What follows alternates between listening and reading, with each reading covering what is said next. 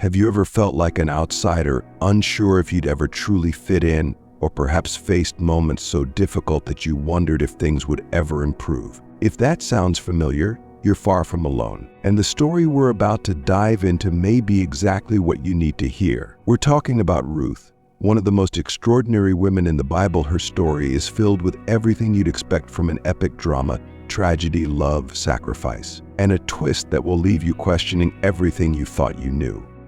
Now picture this: Israel is going through one of the darkest times in its history. The land is stricken by a severe famine, food is scarce, and it feels like hope itself is drying up. People are questioning whether God has abandoned them. And it's in the middle of this catastrophe that we meet Ruth, a young woman from Moab, a nation that historically had a turbulent relationship with Israel. But Ruth's life is about to change in ways she never imagined. And before you start thinking, what's the relevance of a woman who lived thousands of years ago? Let me stop you right there. Ruth's story isn't just about the past, it's about how God works through the messiest, most broken parts of our lives to create something unimaginable. We're about to uncover a tale of redemption that stretches from hopelessness to a legacy that would shape the course of history. Ruth's journey is a stunning example of how God can take the most unlikely people in the most desperate of situations and turn their lives into something far beyond what anyone could have anticipated. We're talking about a woman who started as an outsider, a widow in a foreign land, and whose faith and love helped lay the foundation for one of the most important lineages in the Bible. Are you ready to find out how this seemingly insignificant widow went from despair to a legacy of unimaginable significance? Because this is a story of transformation that will inspire and challenge everything you think you know about life, faith, and destiny. Our story begins in the land of Moab, a nation that has had a complicated and often hostile relationship with Israel. Ruth, likely raised in a polytheistic society, finds herself at the center of a story that will transcend cultural and religious barriers. She marries into an Israelite family that has fled to Moab to escape the devastating famine in Israel. Elimelech, along with his wife Naomi and their two sons Mahlon and Chilion, leaves their homeland behind in a desperate attempt to survive. While in Moab, Naomi's sons take Moabite wives. Mahlon marries Ruth and Chilion marries Orpah. But tragedy strikes in waves.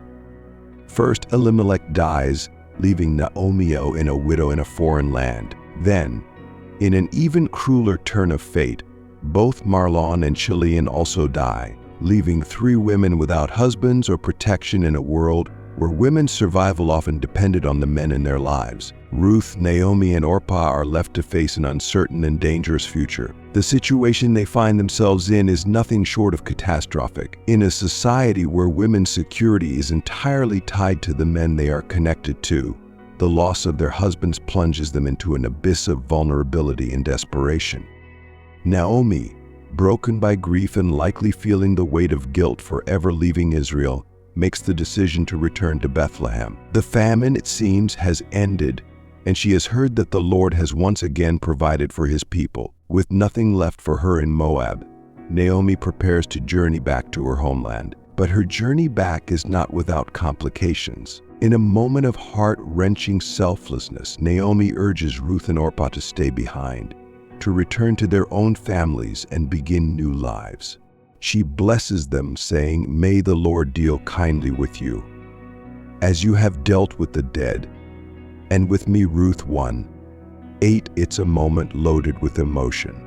A mother-in-law urging her daughters-in-law to move on with their lives, despite the deep bonds they've formed.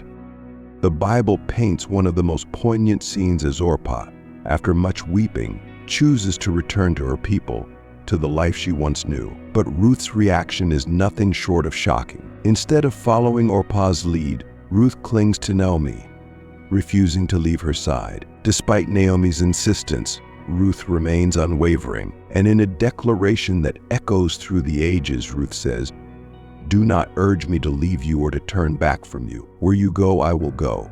Where you stay, I will stay. Your people will be my people, and your God my God. Where you die, I will die, and there I will be buried. May the Lord deal with me, be it ever so severely, if even death separates you and me." Ruth-One 16:17. These aren't just words of loyalty to a mother-in-law. These are words of profound spiritual commitment. Ruth is declaring her allegiance not just to Naomi, but to Naomi's God.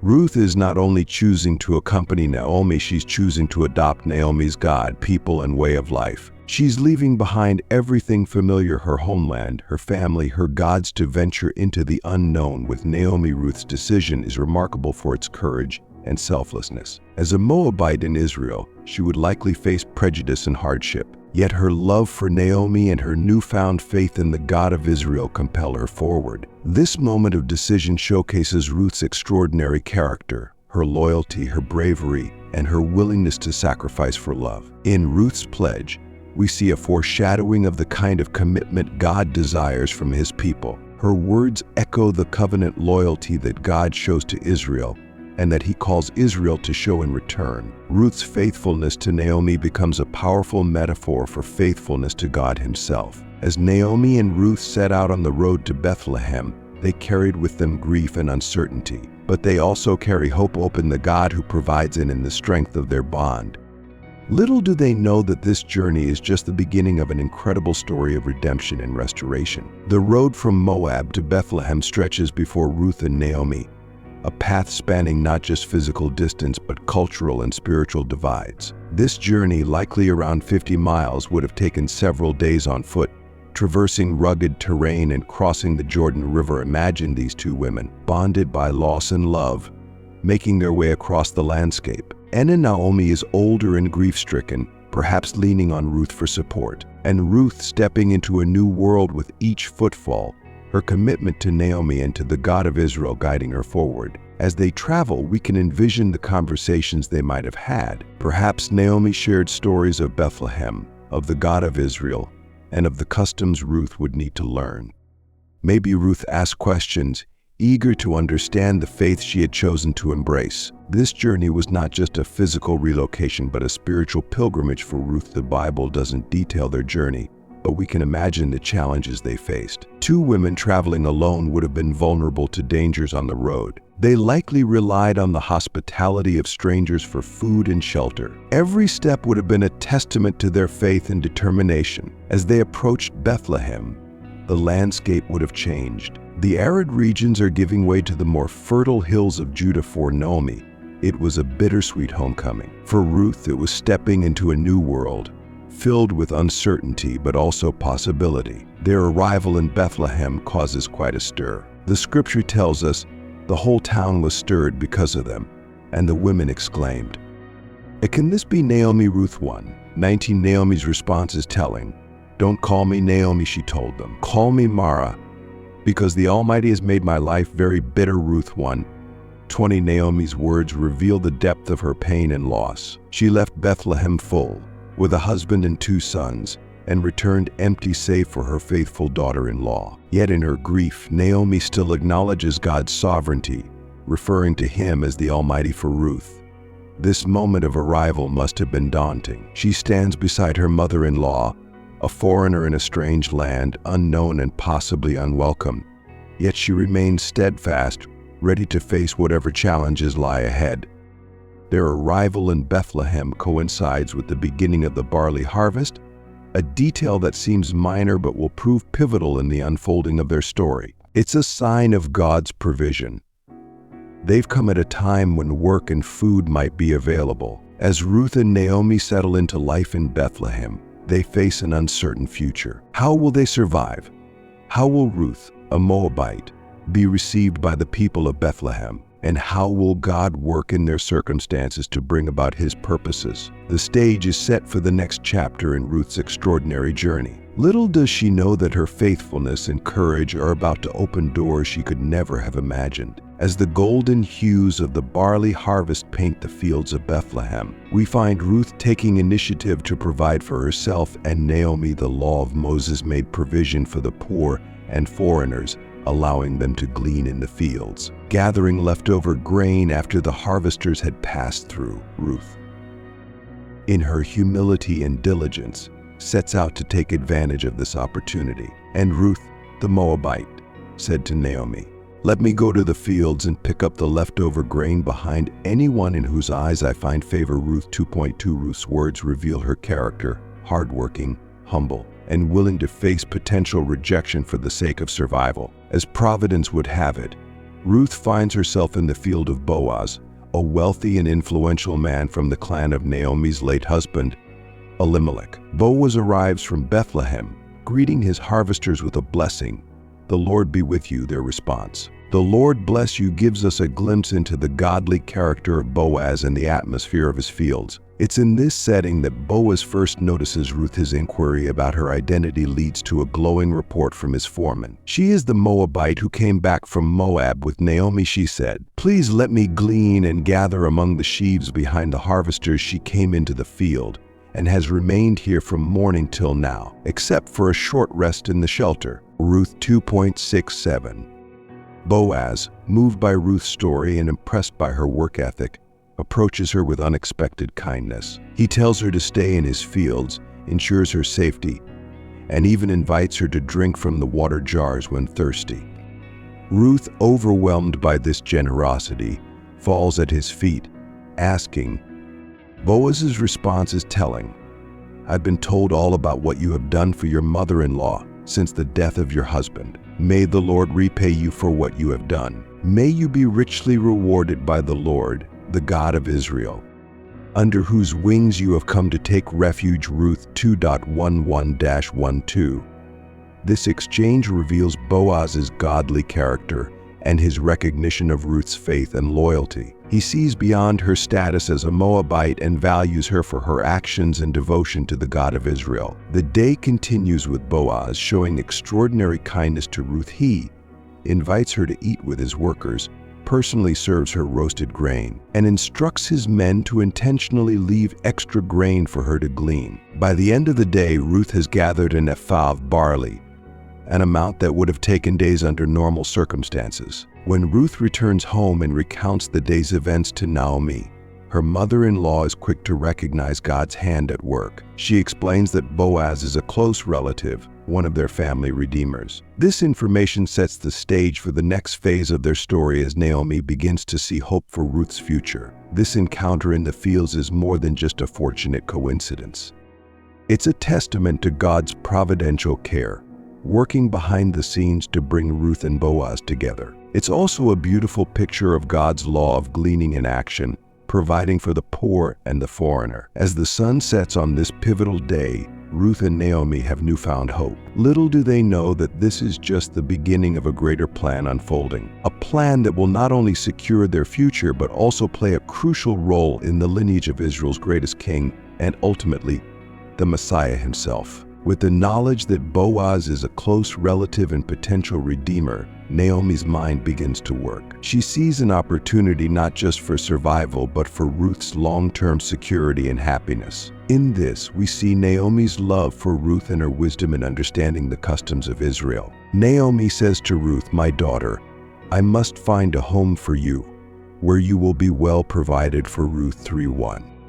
This statement reveals Naomi's heart. She's not thinking of herself, but of Ruth's future. It's a beautiful reciprocation of the loyalty Ruth showed her. The plan Naomi devises is bold and unconventional by our modern standards, but it aligns with the customs of the time. She instructs Ruth, "Wash, put on perfume, and get dressed in your best clothes, then go down to the threshing floor. But don't let him know you are there until he has finished eating and drinking. When he lies down, note the place where he is lying, then go and uncover his feet and lie down. He will tell you what to do." Ruth 3:3-4. This plan is fraught with risk. Ruth as a foreigner could be misunderstood or taken advantage of. Yet it's also a plan that respects the customs of levirate marriage and redemption in Israel. Naomi is essentially instructing Ruth to make herself available for marriage to Boaz, their kinsman redeemer. It's important to understand the concept of the kinsman redeemer here. In Israelite law, a close relative had the responsibility to step in and redeem or buy back property that had been sold due to poverty and to provide an heir for a deceased relative. This practice ensured the continuation of the family line and the protection of its inheritance. Ruth's response to this daring plan is simple and profound. "I will do whatever you say," Ruth 3-5. Her words echo her earlier pledge of loyalty to Naomi and demonstrate her trust in her mother-in-law's wisdom. This moment is pivotal in Ruth's story. She's no longer just a gleaner in the fields, dependent on the kindness of others. She's taking an active role in securing her future and, by extension, Naomi's. It's a step of faith, trusting in the God of Israel and the customs of her adopted people. As Ruth prepares to carry out this plan, we can imagine her nervousness and anticipation. She's about to approach a man of influence and wealth, putting herself in a vulnerable position. Yet her courage and trust in Naomi's guidance propel her forward. Naomi's plan sets the stage for a midnight encounter that will change the course of Ruth's life. It's a plan born of desperation, yes, but also of hope and faith in God's provision through the customs He established for His people. As the sun sets and Ruth makes her way to the threshing floor, the air is thick with possibility.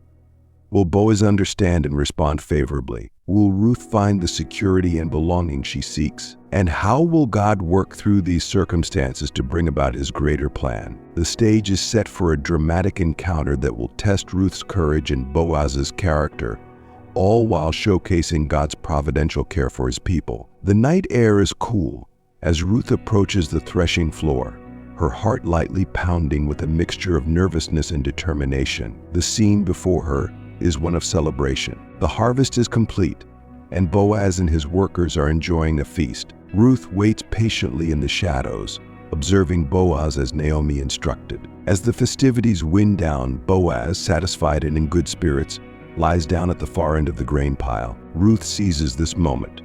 With quiet resolve, she approaches, uncovers his face, and lies down. This act, while potentially scandalous to our modern sensibilities, was Ruth's way of requesting marriage and redemption according to the customs of the time. In the middle of the night, Boaz startles awake. Imagine his surprise to find a woman at his feet. "Who are you?" he asks. Ruth's response is both bold and humble. "I am your servant, Ruth," she says. "Spread the corner of your garment over me, since you are a guardian redeemer of our family." Ruth 3.9. This statement is loaded with cultural significance. By asking Boaz to spread his garment over her, Ruth is essentially proposing marriage. She's invoking his responsibility as a kinsman redeemer and expressing her willingness to become his wife. Boaz's response reveals his character and his deep respect for Ruth. "The Lord bless you, my daughter," he replied. "This kindness is greater than that which you showed earlier. You have not run after the younger men, whether rich or poor. And now, my daughter, don't be afraid. I will do for you all you ask. All the people of my town know that you are a woman of noble character." Ruth 3.10.11. Boaz recognizes Ruth's proposal for what it is: an act of kindness towards Naomi's family line. He's touched that Ruth, a younger woman, would consider him as a husband. His words also reveal that Ruth's reputation in Bethlehem has grown. She's known not just as a foreigner, but as a woman of noble character. However, there's a complication. Boaz, ever the man of integrity, reveals that there is another relative who is a closer kinsman redeemer. He promises Ruth that he will settle the matter in the morning, ensuring that all is done legally and ethically.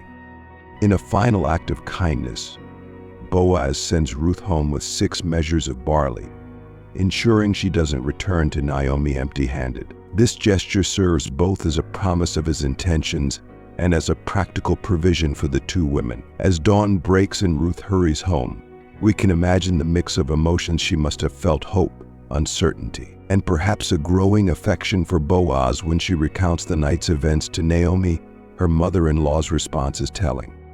"Wait, my daughter, until you find out what happens, for the man will not rest until the matter is settled today." Ruth 3,318. This encounter at the threshing floor is a turning point in the narrative. Ruth's bold action, guided by Naomi's wisdom, has set in motion events that will secure their future. It's a beautiful example of human initiative working in harmony with divine providence. The scene also highlights the characters, both Ruth and Boaz. Ruth demonstrates courage, humility, and trust in God's ways. Boaz shows himself to be a man of integrity, kindness, and respect for both the law and Ruth's honor.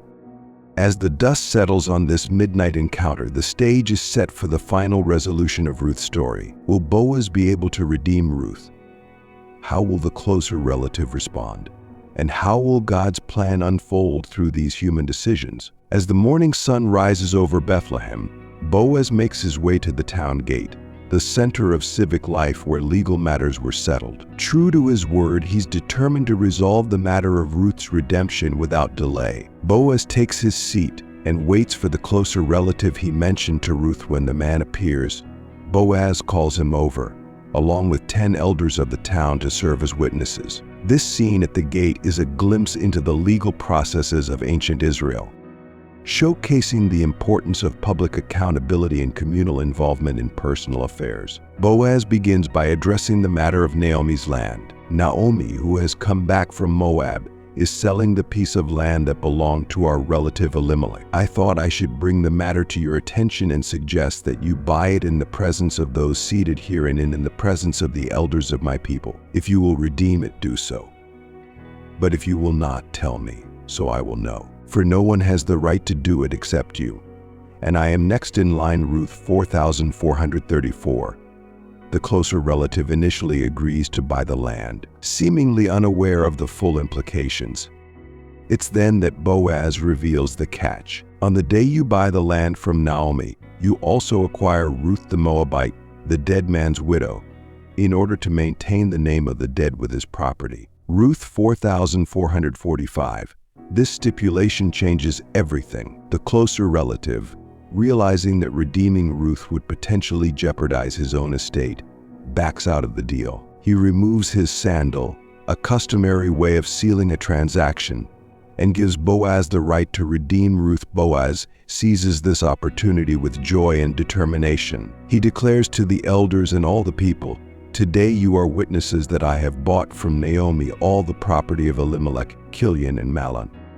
I have also acquired Ruth the Moabite, Mahlon's widow, as my wife, in order to maintain the name of the dead with his property, so that his name will not disappear from among his family or from his hometown. Today you are witnesses." Ruth 4910.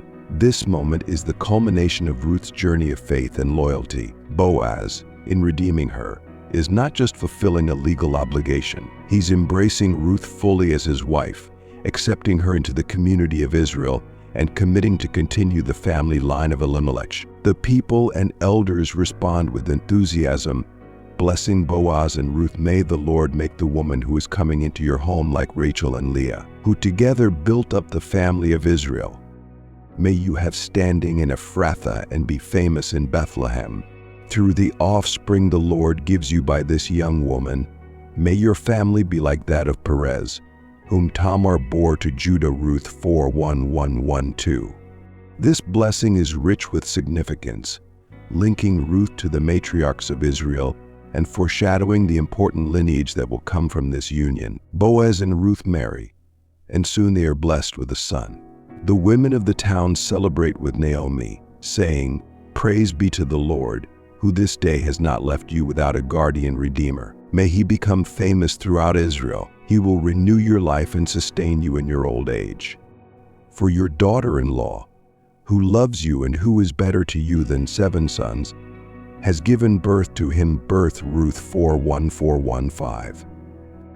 The child is named Obed, and the book concludes by revealing his significance. He was the father of Jesse, the father of David. Ruth 417. This redemption story, beginning with tragedy and ending in joy, showcases God's providential care. Through Ruth's faithfulness and Boaz's integrity, God brings about not just the restoration of one family, but sets in motion his plan for the lineage of Israel's greatest king, and ultimately, the Messiah himself. The story of Ruth reaches its climax with the union of Ruth and Boaz, a testament to God's providence and faithfulness. After Boaz fulfilled his role as kinsman redeemer, he took Ruth as his wife, sealing their covenant before the elders and all the people of Bethlehem. This marriage was not merely a romantic union, but a powerful symbol of God's redemptive plan. Their wedding day must have been a joyous occasion, filled with celebration and hope. The people of Bethlehem,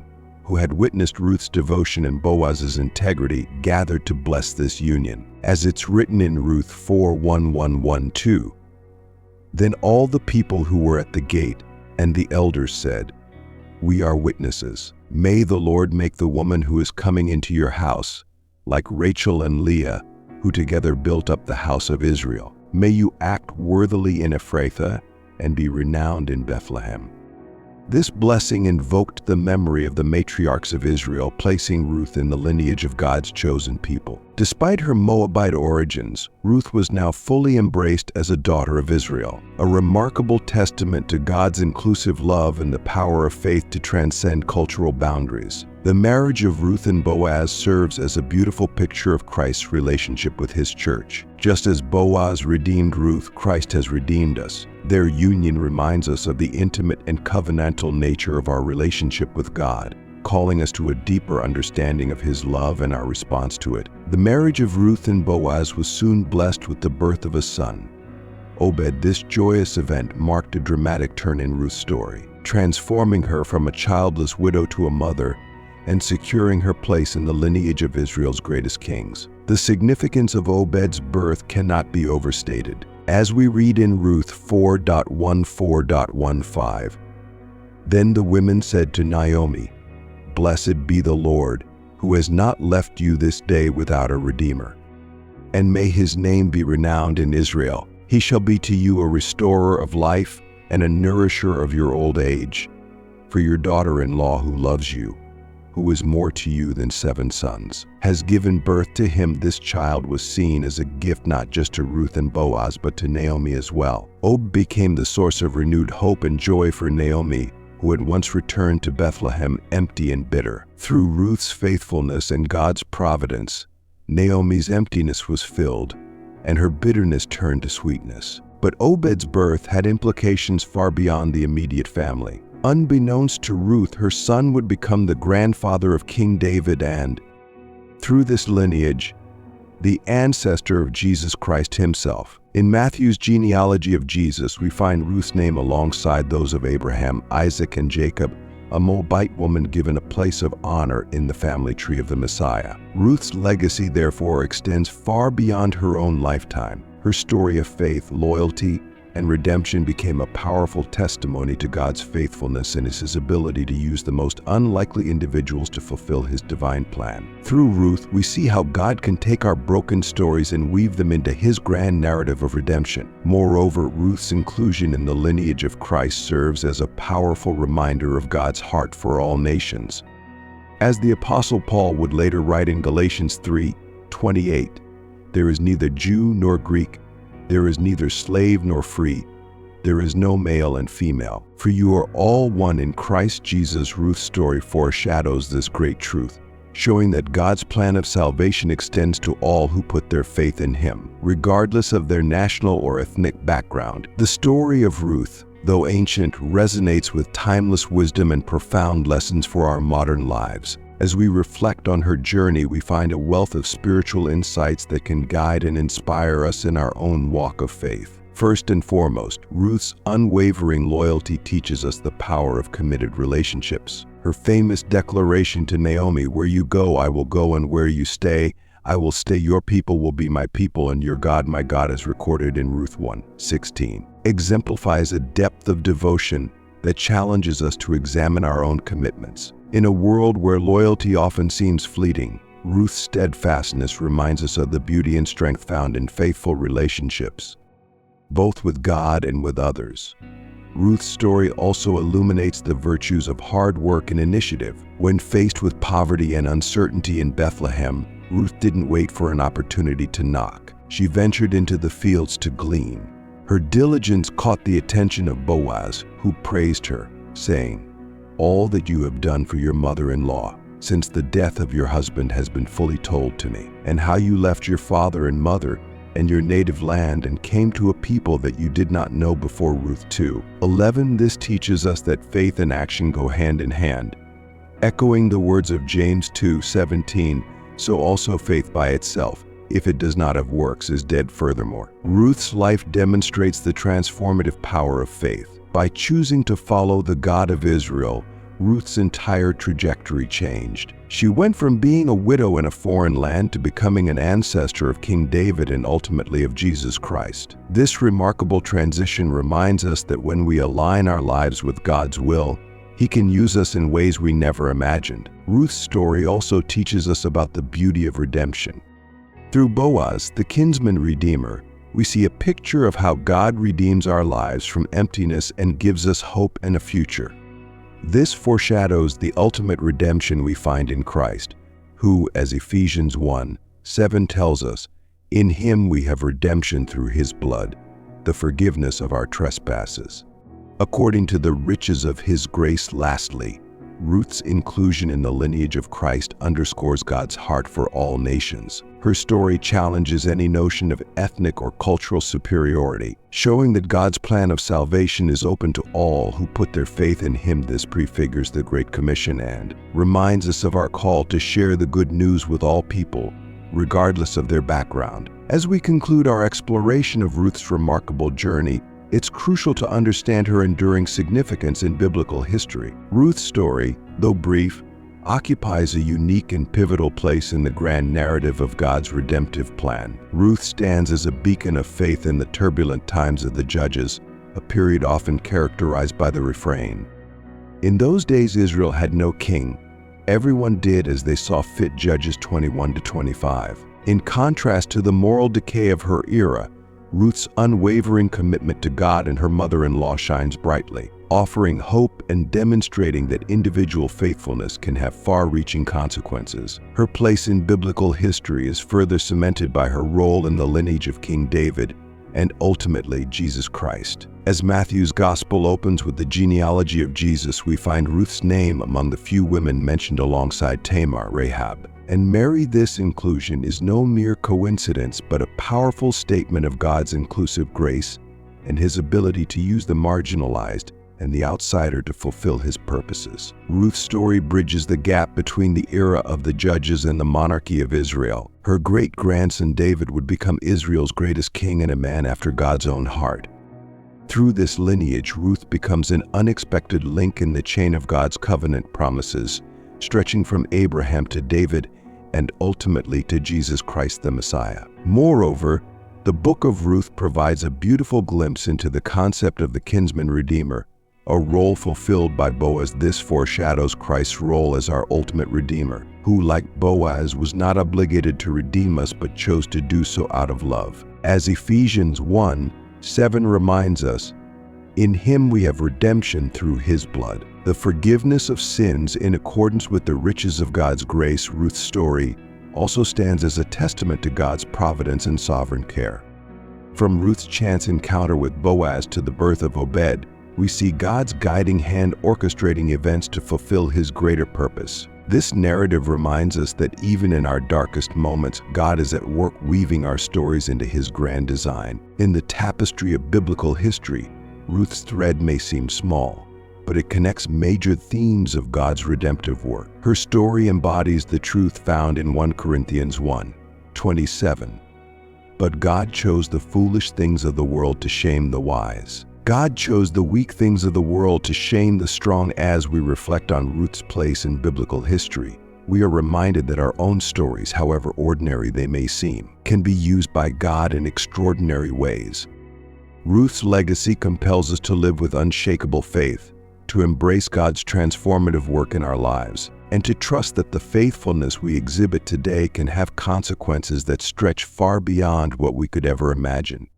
Her story isn't merely one of personal victory, it's a powerful testament to God's unwavering faithfulness, His redeeming love, and the surprising ways He orchestrates His purposes in human history. Ruth's example should encourage us to trust God more profoundly, love with greater devotion, and live expectantly, knowing that our own lives are woven into God's grand plan of redemption for the world. If you enjoyed this story and want to hear more inspiring biblical content, make sure to subscribe to our channel and hit the like button to show your support. Don't forget to leave a comment below about what part of Ruth's journey resonated with you the most. Thank you for watching, and we'll see you in the next video.